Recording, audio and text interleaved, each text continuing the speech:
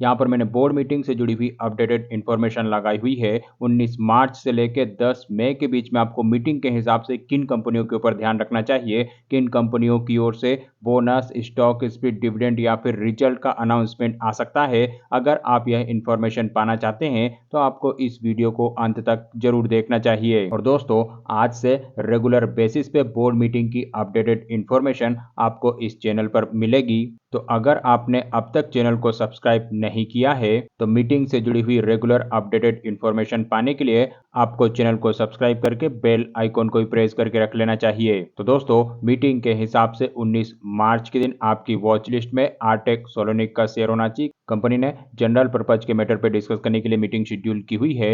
वहीं धानी टेड venture, GPT Health Care, IFCI Limited और कोल्टे पाटिल डेवलपर की ओर से भी मीटिंग 19 मार्च के दिन ही रखी गई है। साथ ही जीपीटी हेल्थ केयर के ऊपर आपको खासकर ध्यान रखना चाहिए क्योंकि कंपनी की ओर से रिजल्ट के साथ साथ डिविडेंड का अप्रूवल आता हुआ दिखेगा। यहां पर कंपनी दिसंबर क्वार्टर के रिजल्ट का अनाउंसमेंट करती हुई दिखेगी क्योंकि हाल ही की लिस्टेड कंपनी है। इसके अलावा मनापुरम फाइनेंस के ऊपर भी ध्यान रखा जा सकता है। साथ ही Motor General Finance, REC Limited, R System International और एसबीआई कार्ड एंड पेमेंट के ऊपर भी आपको ध्यान रखना चाहिए। REC Limited, R System International और एसबीआई कार्ड एंड पेमेंट की ओर से डिविडेंड का अप्रूवल आता हुआ दिखेगा और इसमें से आरईसी लिमिटेड की ओर से बढ़िया डिविडेंड आ सकते हैं। वहीं मीटिंग के हिसाब से एसआरजी हाउसिंग फाइनेंस और टाटा स्टील के ऊपर भी 19 मार्च के दिन ध्यान रखा जा सकता है।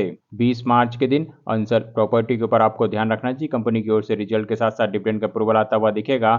सीएनआई रिसर्च, दौलत सिक्योरिटी और एमराल्ड फाइनेंस की ओर से भी मीटिंग रखी गई है।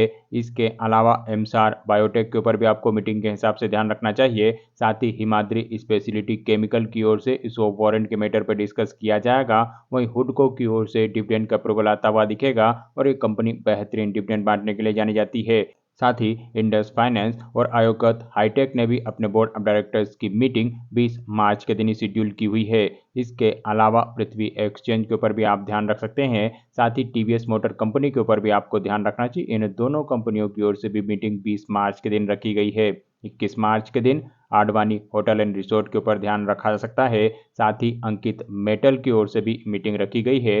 वहीं भारत डायनेमिक के ऊपर आपको खासकर ध्यान रखना चाहिए। कंपनी की ओर से डिविडेंड के साथ साथ स्टॉक स्प्लिट का अप्रूवल आता हुआ दिखेगा। वहीं जीकॉम टेली सिस्टम की ओर से रिजल्ट आते हुए दिख सकते हैं। साथ ही केपीआर मिल की ओर से भी मीटिंग 21 मार्च के दिन शेड्यूल की गई है। इसके अलावा प्लेटिनम इंडस्ट्री के ऊपर भी रिजल्ट के हिसाब से ध्यान रखा जा सकता है। साथ ही यूनिवर्सल ऑटो फाउंड्री की ओर से भी मीटिंग 21 मार्च के दिन ही शेड्यूल की गई है।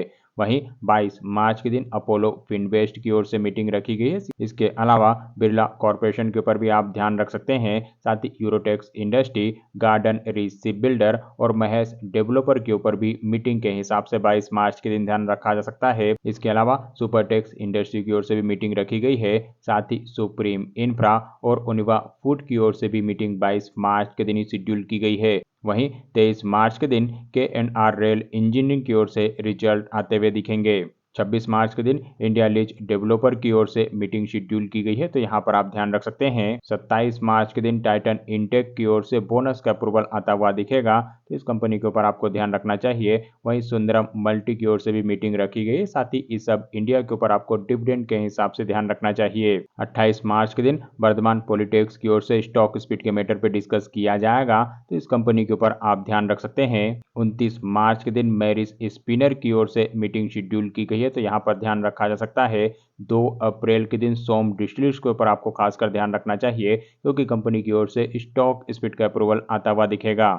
वहीं 3 अप्रैल के दिन कामधेनु वेंचर की ओर से स्टॉक स्प्लिट का अनाउंसमेंट किया जाएगा, तो इस कंपनी के ऊपर ध्यान रखा जा सकता है।